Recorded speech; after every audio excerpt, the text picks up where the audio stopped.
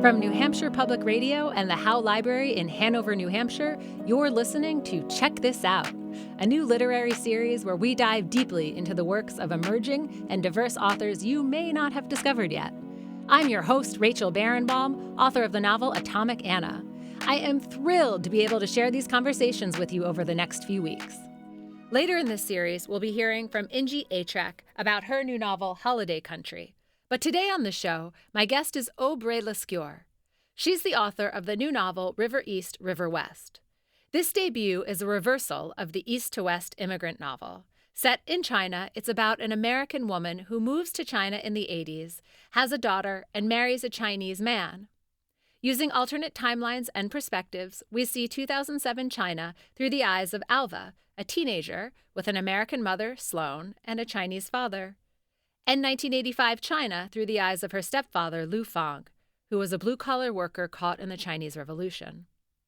Even though we don't hear Sloane's voice, she is the main character, and we are deep in a mother-daughter story. What I loved about this book is the complex family story, the love and struggle between mother, daughter, and stepfather, but also the fact that this is a reverse immigration novel for us living in the United States. We see China through the eyes of an American-Chinese family trying to make it in Shanghai. We also see the fallout from the Cultural Revolution.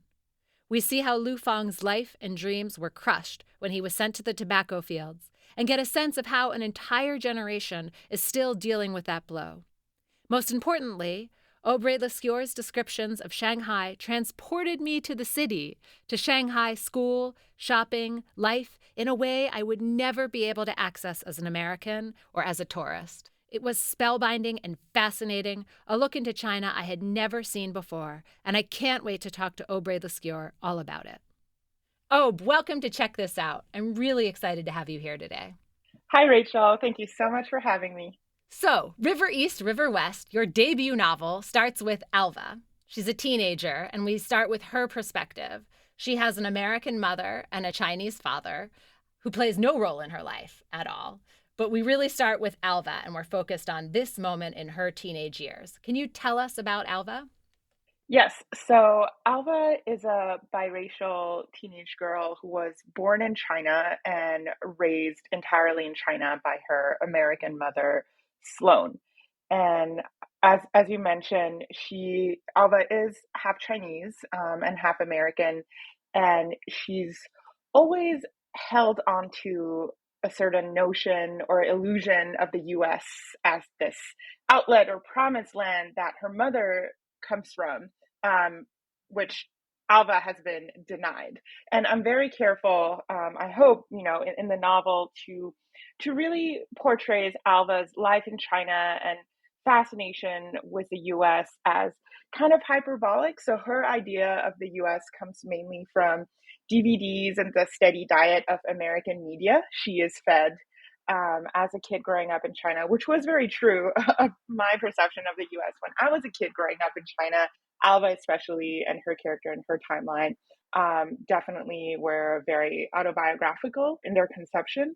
I myself was a biracial, half Chinese, half French child who grew up mostly in northern China and in Shanghai.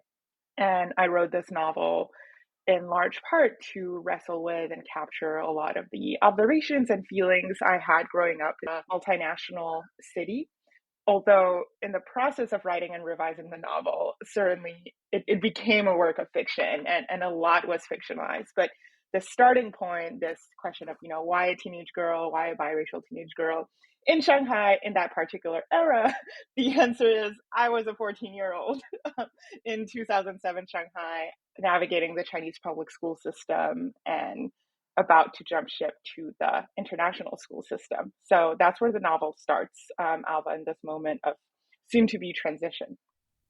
That's really fascinating. And I think that because you also personally were living in Shanghai, right, in 2007 at the same age, that's why you were really able to make it feel like we were on the streets of Shanghai in 2007, not as a tourist, not as an American, but as a true, right, person born and living in that city. You really captured that beautifully. I'm really, really glad you feel that way. I always joke that my ambition was to write the Chinese suburban novel. Although I will say the street and the compound that Alba lives in don't quite qualify as suburbia because everything in Shanghai is so urban and so developed. But I changed many things that were more autobiographical, but the name of the compound, the name of the street, the shops reference, the kind of food that are being sold in these family marts, these are all basically nonfiction. Like in terms of setting details and street names and the geography, I'm a nerd about place writing. And part of me was like, why change this all? I want to honor and to describe and immerse the reader in detail in my particular street where I grew up. So everything that you you just described, actually, if you travel to Shanghai today, you could find these exact same spots, these exact same place details. You could follow a map of the trajectory Ava walks to school in the novel. Wow. That's incredible. I mean, I feel that as I was reading the book, like it felt that real to me. So did you have to go back to remember all these things, or were you looking at old photographs? How did you remember it all? Well, it's quite fresh in my memory. I lived in Shanghai for many years until I was 16, 17-ish, and I'm now 30. So it's not that far back in the recesses of my memory. And prior to the pandemic, I would travel back to China to visit my family at least once a year. And my family happens to still live in the exact same compound in the exact same neighborhood. So it still feels like a place that's intimately familiar to me, and that I just feel such joy going back to every time I go home and visit. So yeah, it's almost not so much an homage to a childhood street from a distant era. It's still very much this place that's really alive in my heart and in my head. Yeah. And it's amazing for me as an American reader, someone who was born and raised in the US, right, to get this view because I just have never been able to see Shanghai that way. And so I was so appreciative of that in the book. That was another hope that I had for this novel, was that it could place a reader who might not be familiar with China, with Chinese, might never have traveled there, but really throw them into this environment in a way that feels very immediate and unmediated. I think there's a particular quality sometimes to novels that are set in, non kind of mainstream settings that are familiar to English language readers, like North America or Europe, set in another country where it feels like the language is very mediated, the experience is very mediated. We're aware that we are, being presented this foreign setting, this foreign culture, and it's kind of abstract and hard to express, but I was trying to do the opposite. I was trying to write it as if, if you were a Chinese reader who spoke English and could understand the book, and you were reading this, you would feel the immediacy of, like, yeah, it's like being from the Midwest and reading a novel about the Midwest. Like, it just feels like there's this completely unfiltered immersive quality to the way things are described, to the way that characters are speaking, to the way that characters are experiencing the world. So that's what I was trying to go for.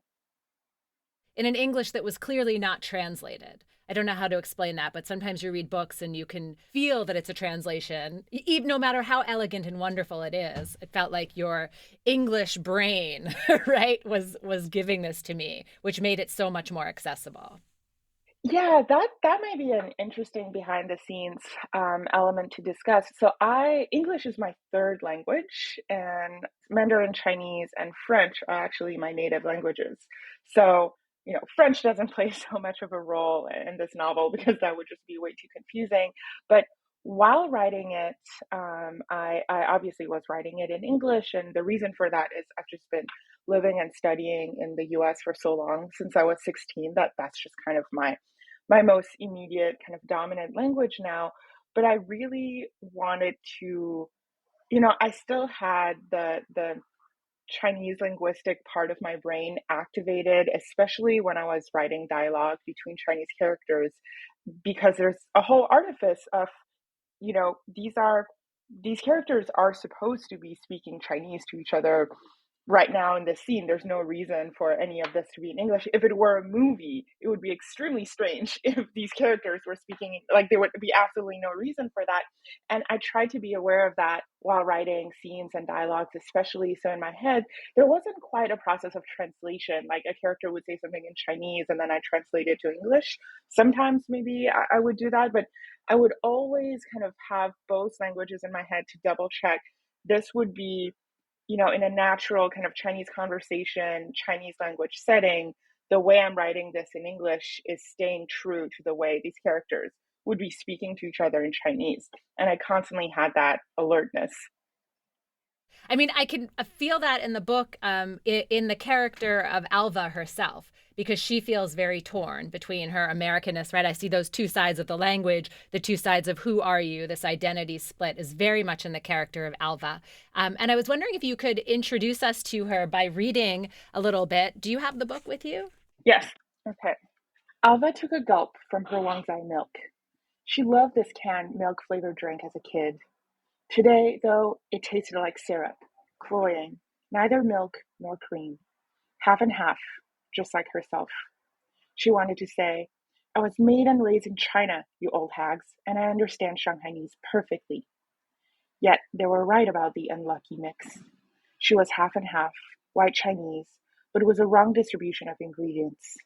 Black hair, single lidded eyes, slightly olive skin. To this day, she really did look nothing like her mother. Sad that she's the only family. I thought there'd be more Americans. What about Lu Feng's relatives? The business wife asked. The other woman shrugged. I heard he's from some small town close to North Korea. Maybe he doesn't want his poor relations here. You think his family disapproves? I love that. Here we go to the half and half of Alva, right? You know, how she feels half and half, just like the neither milk nor cream. If you're just joining us, you're listening to Check This Out. I'm your host, Rachel Barenbaum, and my guest today is Aube Rey Lescure, talking about her debut novel, River East, River West. Aube, I want to really dig into this feeling of, this half and half feeling that Alva has, because we were just talking about your own sort of half and half, or maybe quarters, all the different parts of you. And in this opening scene that you just read from, we have Alva sitting at her mother's wedding. And the older women next to her think that she can't understand what they're saying. But of course she does. And this, again, just felt so personal. I was reading this and thinking, Aube must have had this happen to her, right? Where someone has been speaking, assuming she can't understand, and she knows everything that they're saying. Can you just take us to that moment and what it was like writing it? Yeah, this particular scene actually was one of the more fictional ones in the book. My mother never got married to our Chinese landlord out of the blue, but certainly there were a lot of moments in my upbringing where I was not only wrestling with a half and halfness of my nationalities and racial makeup and heritage. And Alva is thinking in this passage I just read that she had the wrong distribution of ingredients, that essentially she looks more Chinese than she looks Western. And it's important to note here that that's definitely a kind of internalized racism on her part and also on the other women's part. I would say back in the day, we would just say it was more prized to look more Western, to have whiter skin in terms of beauty standards, even in East Asia. So she is definitely dealing with these kind of internalized standards and feeling like she is not looking American enough or Western enough uh, for her own liking. And that's kind of I do want readers to kind of feel the tension of that, but also kind of feel the problematicness of her kind of inheriting these standards, and also the sense that she idealizes what it means to be Western, what it might mean to live in the U.S. As an outlet to everything that she perceives as being wrong with her life in China, which is actually, as you know, the book goes on, you find out is really not quite so bad. But it's more about yearning for something she feels like she doesn't have access to, and because she doesn't have access to it, it starts kind of growing bigger and bigger and more glamorous as this kind of idealized outlet in her mind. the dream of America. But I want to push a little bit more on this, the personal element for Alva, and maybe for you too, at the risk of getting very personal here. But, in the United States, we are the melting pot, right? We have people look like all kinds of things. But it seems that Alva is very aware that she does not look like everyone else, that she looks like she is half and half. And she really feels like she stands out. So was that the case in 2007 Shanghai? Did you feel like you stood out? Yeah, I would say in Shanghai, by the time the late 2000s rolled around, it would be a little bit more common to find foreigners and mixed families, but it still would, like people might pause and look, or especially when it came to the language, people might start speaking to me in Chinese or in English, depending on how I looked, and that really was notable with growing up. Like as a kid, I would say, a lot more Chinese, and people, might just have a double take, but they would just speak to me in Chinese, treat me like I was Chinese. And then as I grew older and went through puberty and then, became a teenager and so on, I started looking a lot less Chinese. And then when I go back to China now, or even back then, if I get in a taxi or if I have an interaction, someone might start out by speaking to me in English, and that would make me feel sad. And I always want to say no, but Chinese is my native language. You can speak to me in Chinese, but I also understand. And there's a certain degree of pain or sadness that comes with that, of being immediately scanned as an outsider, and that's something I feel acutely today. And also I think it contrasts with my experience as a kid, because I could racially pass as Chinese when I was a kid. I did have the luxury of having the opposite experience of feeling, totally folded in. And I went to Chinese public schools since I was a little kid in China, all the way up till the end of eighth grade. Granted, I was living in China with my foreign mom, and if I walked with her somewhere, I was immediately, considered foreign, because, people would immediately hone in on the fact that we were foreigners. But if I was just walking around by myself, or if I was with my Chinese family, then people wouldn't make the same assumption, and I could pass more, and I could just feel like, I'm a Chinese kid walking around with my Chinese family. And I think in Alva, you see that both the yearning to have access to this Western part of her life that she feels like she's being denied, but also sadness when she's with her Chinese classmates and their Chinese friends, and they start calling her out on the ways in which, she isn't like them, on the ways in which she has a foreign passport and she has outs that they don't have, that nationality wise, they are not quite the same. I think you can also feel this other kind of yearning from her character, that no, wait, I don't want to be, treated like an outsider, but is there truth to what they're saying? Are certain privileges or certain, key differences in my nationality or citizenship or prospects, does that in fact make me different enough that, they are actually kind of right to call out these things that she's been taken for granted?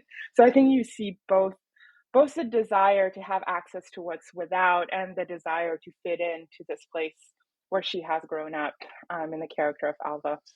It is just amazing to me how you poured your own personal experiences into Alva. I mean, I see the clear line, the distinction between fiction and your life, but you were able to put those emotions, the feeling of what it's like to feel like a foreigner with your mom, right? Versus when you can fold in on your own. You put those on the page just beautifully. If you're just joining us, I'm Rachel Barenbaum. You're listening to Check This Out on NHPR, and we are talking to Aube Rey Lescure about her debut novel, River East, River West. And right now I want to dig a little bit more into this moment, this particular historical moment, 2007 Shanghai, where she sets the book, because she takes us back and forth between two timelines, alternating between 2007 and 1985. And the reason for that really is because we're digging into this moment, sort of a generation and a half after the Cultural Revolution. China is opening up for the first time. You're in this moment of, great excitement, and also right before the banking collapse of 2008. So could you tell us about this historical moment for China and that setting in the book? Because that to me was also a fascinating part about this read.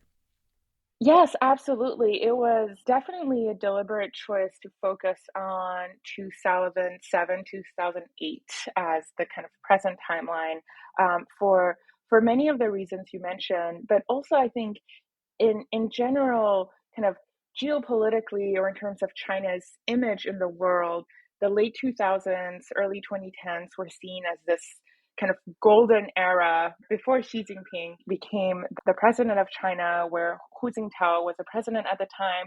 He was considered a technocrat.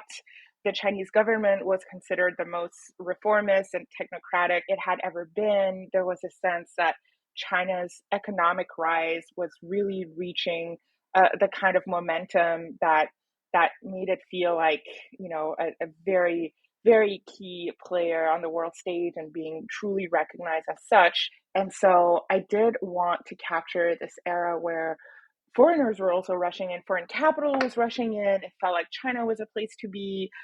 Foreign companies were investing heavily in it and sending their management class or upper management class employees there, which then leads to this kind of thriving yet complicated influx of expats and expat communities and their lifestyle and their privileges compared to, you know, the locals in Shanghai who are also experiencing this kind of growth of the Chinese economy and this, the middle class and upper middle class was growing larger than ever. And there was this real sense of openness on all fronts.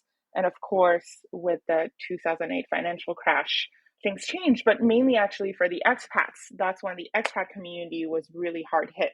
And a lot of expats who had these villas, these compounds, these, Chinese staff who would be their chauffeurs, their maids, their chefs, and their companies were paying for international school for their children. A lot of them had the rug pulled from under them overnight with the 2008 financial crisis, and they left in droves. So that's also why I thought this year was a really important one for the kind of social racial dynamics. And of course, you show us all of this through the eyes of the family of Alva and then her new friends because she enters the international school. My guest today is Aube Rey Lescure. We're talking about her debut novel, River East, River West. I'm Rachel Barenbaum. You're listening to Check This Out on NHPR. Okay, Aube, so we were just talking about really what the expat community and Alva and how she's trying to fit in, right, as an American versus being Chinese and where she is. And I want to jump in a little bit to her stepfather, Lu Fang, because we haven't had a chance to talk about him yet. And he's such an important character. You give him entire sections. He's like half the book. And yet I could still talk about Alva all day. But let's get to Lu Fang. Can you tell us about him and what his role is in this novel? Yeah, so you start out by meeting Lu Fang through Alva's eyes, and she's a rather unsympathetic teenager in her attitude towards him. She describes him as this kind of greasy, average-seeming middle-aged Chinese businessman who started out as the landlord who was renting, a spare apartment to her mother and to Alva, and all of a sudden, her mother announces that they've actually been in a relationship and that they are going to get married and that this was an opportunity that they couldn't pass up because Alva and her mother prior to that are kind of living in a more tricky financial economic situation, mainly because her mom is kind of just winging it as an English language teacher and is dealing with a lot of personal personal problems, alcoholism being a key one of them, has trouble holding down a job. So they're kind of hanging by a thread in some ways. And in comes Lu Fang, who has this apartment that he then moves into, and they are supposed to, live in it as this new kind of recomposed family. And Alva is very resentful of it. And the reason why I chose to add him in as a secondary narrator, which actually happened later on in the drafting process. When I first wrote this book, it was entirely from Alva's perspective, and it was through workshop feedback from my classmates that I made the decision to add him in as, the other key narrator, because everyone agreed that he was in some sense the beating heart of the book. In some ways he's kind of this mystery, or this kind of moral center of the book, that when it was just Alva as a narrator, we were kind of dancing around, but never quite having access to. And then adding him in, I realized in my head that I knew his backstory, in my mind, and that I just had all this material that came out, and a lot of it is also semi autobiographical, in the sense that I did grow up in Shanghai, partially, but my family is from northern China, and I also grew up in northern China, and that was a part of China and Chinese culture that I really wanted to put on the page. So with Lu Fang, you travel back to 1985 to the northern Chinese seaside city of Qingdao. And most of the action with him is actually set in northern China. And you find out that when you first meet him in his own timeline, he is a married shipping clerk who had been a very bright and promising student in his hometown of Dandong, and had gotten into one of China's top universities and started studying economics there in Beijing at Renmin University.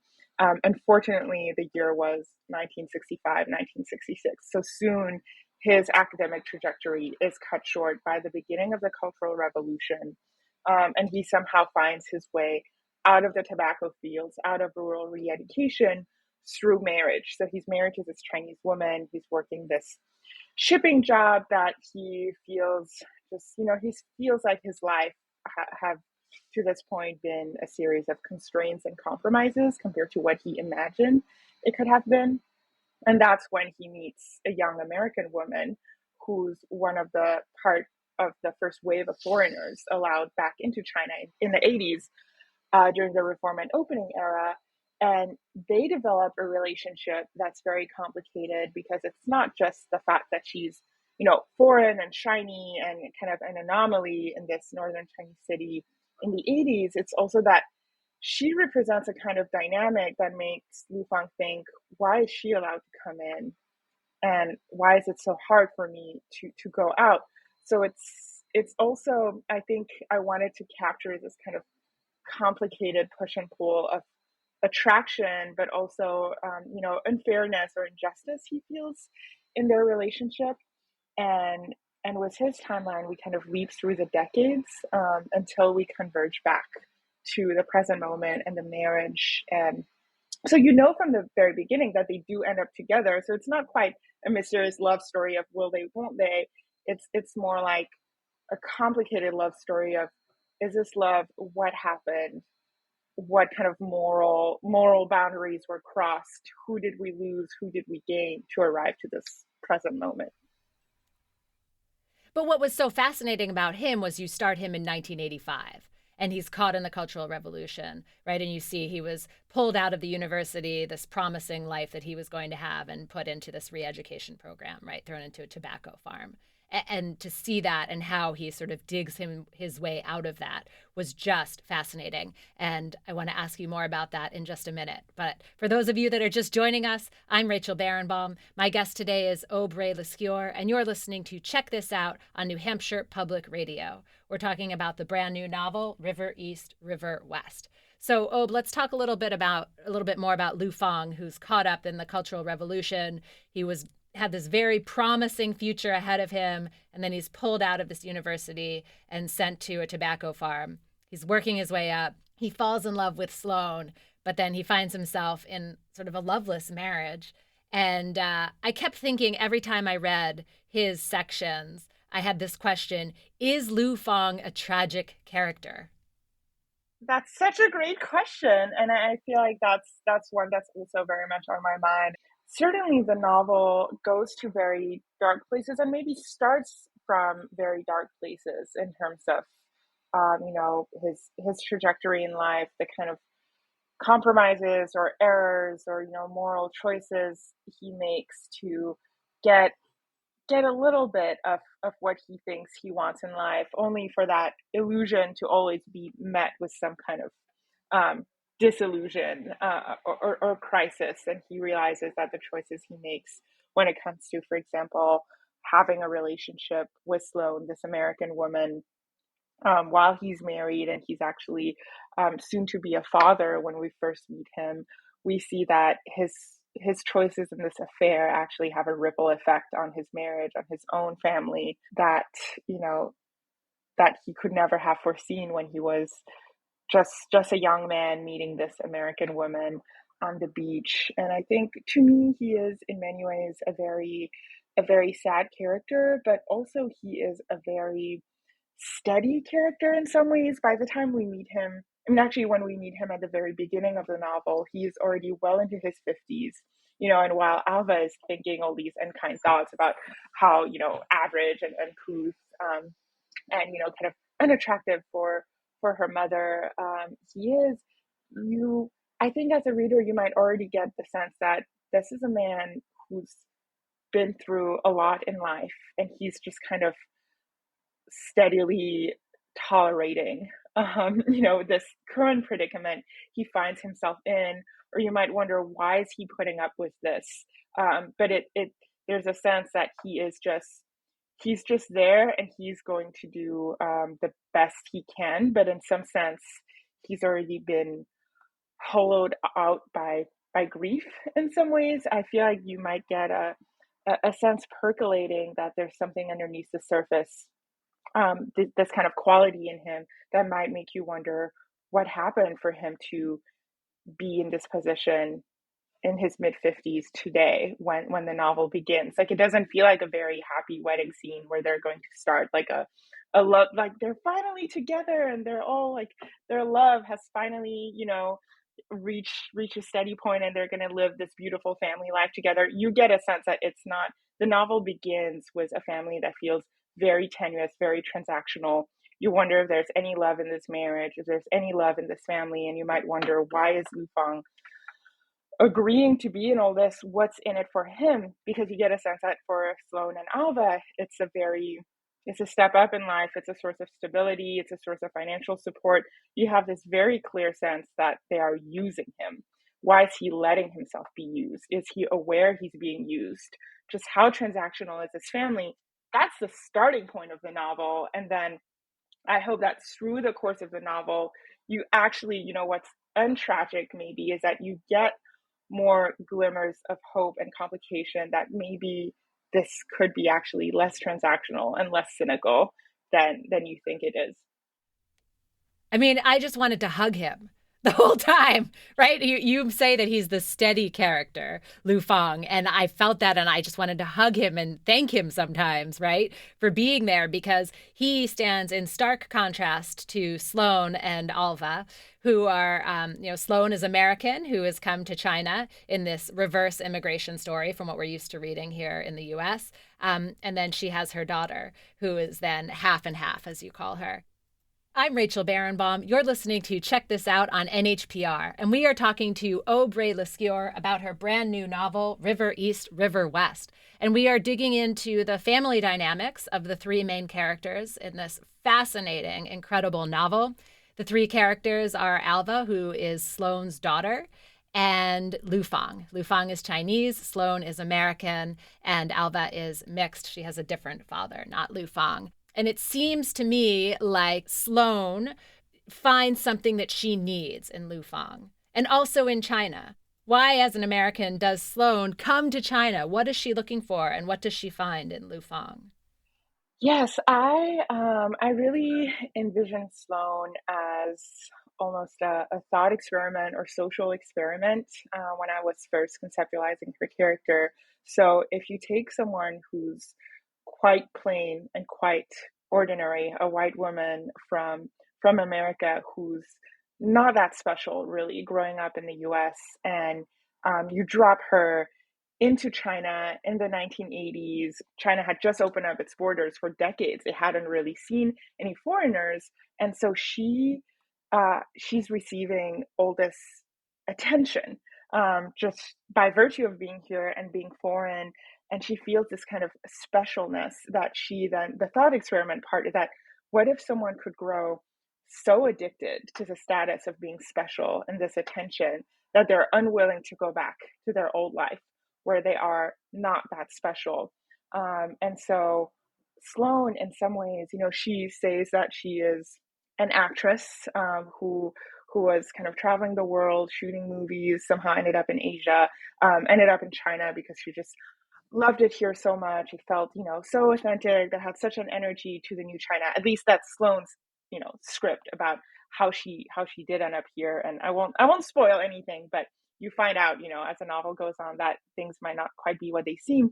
But there is this perception that she's blonde, she's glamorous, she's a movie star, and as the novel goes on, you start to wonder, but is her beauty and her specialness really what she thinks it is, or is a lot of it just kind of by virtue of her dyeing her own hair blonder, creating this origin story for herself, or spinning the kind of politeness, niceties, compliments that people are giving her into this kind of identity of, yes, I am so beautiful. I am so special. My Chinese is so good. So I think there is this premise that you as a reader might get even quite early on, that she is there maybe for the wrong reasons, that she is drunk on attention and addicted to specialness in a way that seems a little bit toxic, that she's unwilling to go back to the US, that she's really, setting her claws down in, making China her new home and refusing to leave. Oh, I love that you used the word drunk, that Sloane is drunk on her own specialness, because I want to go to some of the darker parts of the book that I found hard to read. I mean, I was glad they were there because it's part of this beautiful story that you've put together. But, both Alva as a teenager and her mother are abusing alcohol, and it leads to some pretty dangerous situations for both of them. And I wanted to ask you about, that choice to bring in alcohol that way in these dangerous situations. For the longest time, I resisted giving Sloane an alcohol problem. I really had her as this more satirical, one dimensional character. The kind of racial satire and commentary really was a driving engine behind the character. And I think bringing in her struggles with alcohol was a way to give her a weakness, but one that really kind of humanizes her and forces Alva into being the adult in the room from a very young age. I mean, it wasn't easy to grow up with a single mother who was kind of her pillar, her world. They're partners, they call each other partners. They're a two-person unit, but you find out from the early chapters that Alva's childhood was made quite difficult in many ways by this wildness in her mother that could have very great fun manifestations and make their lives in China an adventure, but on the darker days would, manifest as this deep sadness and substance abuse. And, there is this kind of loneliness and exile that comes with Sloane having chosen to spend all her life, living this kind of different version of herself in China. And then we see it going into her daughter too, because we also see Alva starts to drink. And so, that's where it also started to get dark for me, because you see 15-year-old Alva who's going to clubs, hanging out with older men and drinking. And it just gets dark. It's hard. I mean, it's so real and so raw. What was it like to write those parts? So that part, Alva's own drinking and the excessive drinking in the kind of expatriate teenage scene, that was definitely just social realism. That was less of a plot point that I came up with, and it's more in hindsight, looking back at my dealings with the expat community when I was growing up in Shanghai. That was a shocking, shocking, shocking phenomenon that, I mean, at the time, especially this was around, it was around the late 2000s when I was a 14, 15-year-old, and I had just switched over from Chinese public school to international school. I had never gone to international school before. I wasn't, so deeply embedded in the expat world or expat communities in Shanghai. And all of these like 13, 14-year-old expat kids, Chinese kids were not doing this, absolutely not. But all these expat kids, we were going binge drinking at bars or clubbing in Shanghai and living this kind of Las Vegas, Sin City, Wild West kind of look, we're so young and we can do anything in this global metropolis. How cool is our lives? There's no rules, there's no oversight. We can get away with whatever we want.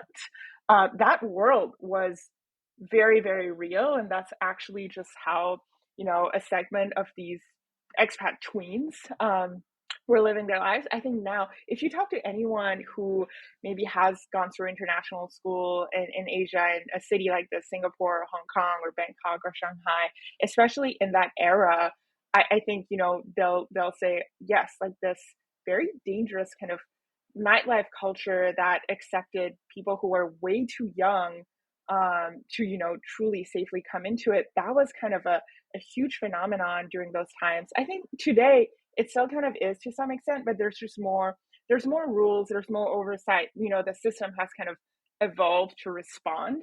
And I just kind of wanted to capture the kind of danger and wildness of that era in the sense that there were such parallel worlds because these expat teens could kind of do these things and act as they please and have kind of unmediated access to all of these thrills and dangers, whereas the Chinese adolescence, which Alva had just come from, looked very, very different. And she goes from this kind of hyper regimented system into the system where there's no rules. That is mind blowing. So that was not something that you made up. Those parts were real. Wow. And this is why we read books. This is why I loved River East, River West. If you're just joining us, I'm Rachel Barenbaum. My guest today is Aube Rey Lescure, and you're listening to Check This Out on New Hampshire Public Radio. I want to switch gears right now and talk a little bit about your writing life and writing the novel itself. And I just wanted to ask you, since this was such a personal novel, like you lived through these wild, crazy times, 2007 Shanghai, so close to you. What was the hardest part about writing this novel? I think the hardest part for me was actually getting the pacing right and figuring out how to transform autobiographical material, melded with just fictional material and tell a story that has forward momentum, that has a kind of tightly constructed plot and where the scenes move forward with this momentum of cause and consequence. That was a huge, huge, huge challenge in the revision process, and frankly, the main focus from the very first stages of revision all the way until working was my editor. Once the book was sold, to get into shape for final publication, and I think part of the challenge with working with autobiographical material was a lot of the novel's foundations were just kind of memories, scenes, observations, writing material that wasn't constructed in order to have this kind of tightly paced forward momentum. It was a lot of just writing from memory, recollect, like thinly fictionalized recollections, but that lacked that kind of inherent drive and energy that we see in novels that are page turners. And then I kind of had to reinfuse that energy back into the novel in whatever way I could throughout the revision process. And actually, writing the Lufang timeline and the Lufang scenes was a way to really help the Ava sections. So it sounds like you did a lot of work really trying to take all these pieces out, right? Sort of the autobiographical pieces and blend them into the fictional. And so there was a lot of thought behind this novel. And so I'm dying to ask you, what do you want your reader to take away when they put down this book? What do you want us thinking about? I think I want readers to consider the questions of authenticity or transactional qualities to a family. That's kind of the family question is really at the heart of this book. As I said before, we start in a very transactional space, and how can we progress towards weighing whether these characters are evolve to have some kind of genuine feeling and genuine love for each other. And I think that's still, there is hope, but it's still an open question in many ways in this triad of characters by the end of the novel. And I think in a larger, social, political, cultural sense, I just hope readers can be immersed in these lives of Chinese characters in a way that makes them better appreciate the different ways in which the personal and the political may intersect. And I think even myself during the pandemic, I didn't go back to China for 4 years, and I started seeing China as this very political entity represented by the government, represented by news coverage, as opposed to this tapestry of a myriad different lives and dynamics and people and stories that was the China that I grew up with. And so I think I'm hoping to for readers who might not know China, might not have traveled there, might see it as a political entity, represented by its government, by the news, to kind of have this dive into this more kind of social tapestry, individual lives sense of what makes a country not just political, but also, such a personal space in which the political does come in terms of the boundaries and the constraints that the characters might be pushing up against. If you're just joining us, I'm Rachel Barenbaum. You're listening to Check This Out on NHPR. My guest today is Aube Rey Lescure, and we are talking about her debut novel, River East, River West.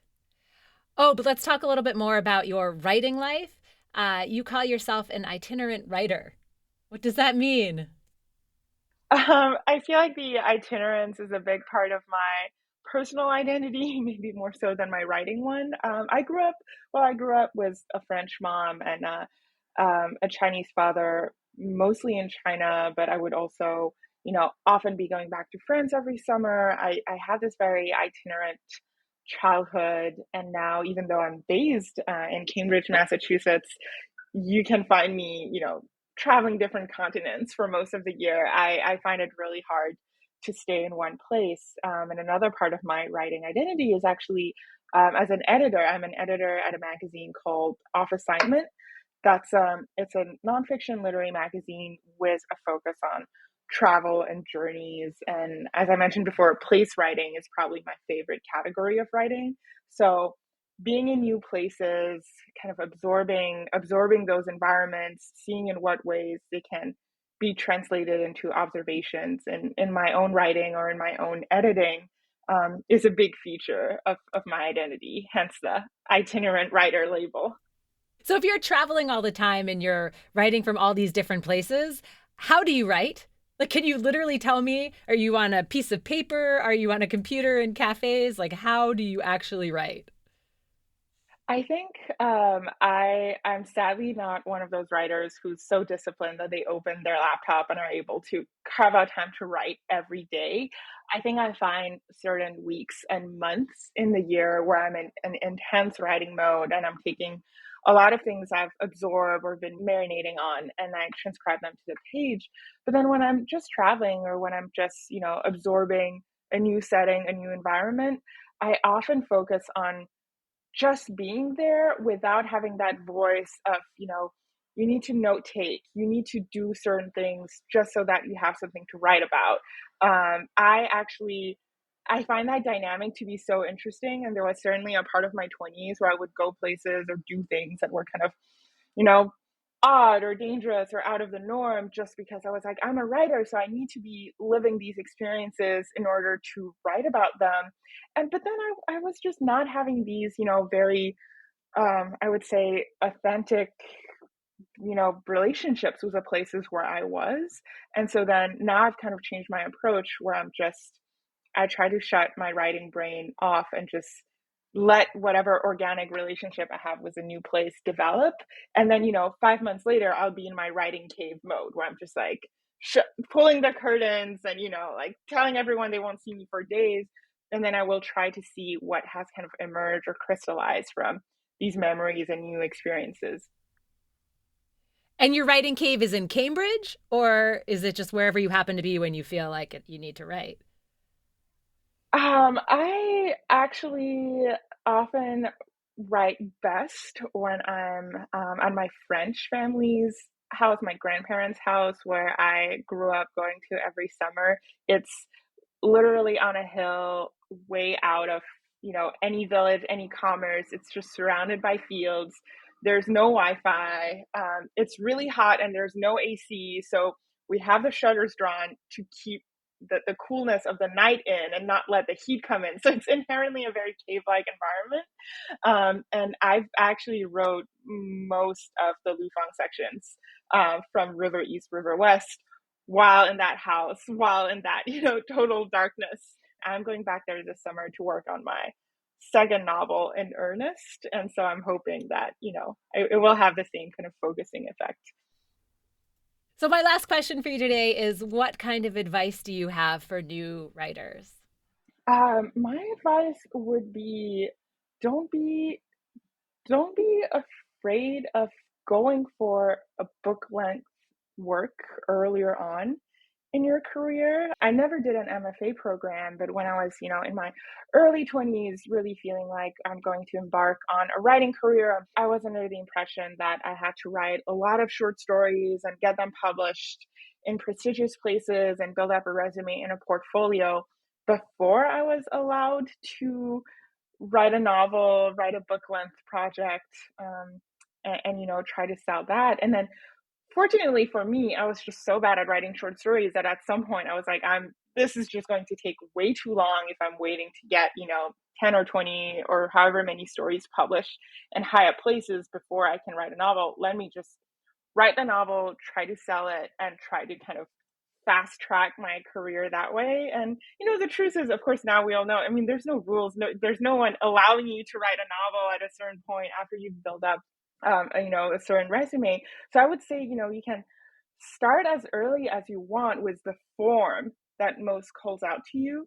But once you write a novel, if that's what you want to do, don't rush with the publishing process. So I did rush. I was so desperate, 2 years into writing the novel, to just receive a sign of approval from agents, from the publishing industry, that I started sending out my manuscript when it was way too long, not polished enough, not ready, but I was just holding on hope that someone would see the potential, of the diamond in the rough, and then I would have this kind of institutional seal of approval that would allow me to keep going from a more kind of secure place. And I think that was kind of counterproductive. I queried, everyone was like, this is way too long, this is not ready.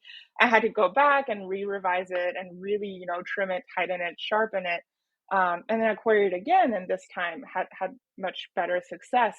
But I look back to that first kind of rush to get it out when it was just not ready. And I really see a place of, which I think a lot of writers might feel, was the inherent kind of instability of the situation, the lack of kind of institutional recognition, or, the rungs of the ladder you can, step through and be like, I'm okay, I'm doing okay, this is progressing okay. There's really very few of that in a writing career. So you sometimes might feel, very desperate to make it happen, just to have some safety keeping going.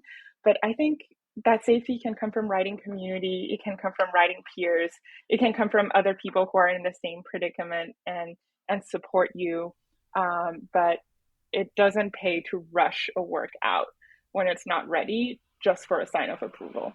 Aube Rey Lescure, author of River East, River West. Thank you so much for joining me today. It's been a pleasure speaking to you, and I really look forward to staying in touch and reading more. It's been so delightful, Rachel. Thank you so much for having me. You've been listening to Check This Out, a new literary series which is a partnership between New Hampshire Public Radio and the Howe Library in Hanover, New Hampshire. We dive deeply into the works of emerging and diverse authors you may not have discovered yet. Later in this series, join me for a conversation with Inje Atrek, author of the new novel Holiday Country, a novel about a mother and daughter torn between their Turkish roots and their new American life. Our producers today are Jared Jenish, Megan Coleman, and NHPR's Jessica Hunt. The Howe Library Director is Ruby Simon. NHPR's Program Director is Emily Quirk. The show is sponsored by the Jack and Dorothy Byrne Foundation and the Howe Library Corporation. Thanks for listening. See you next time.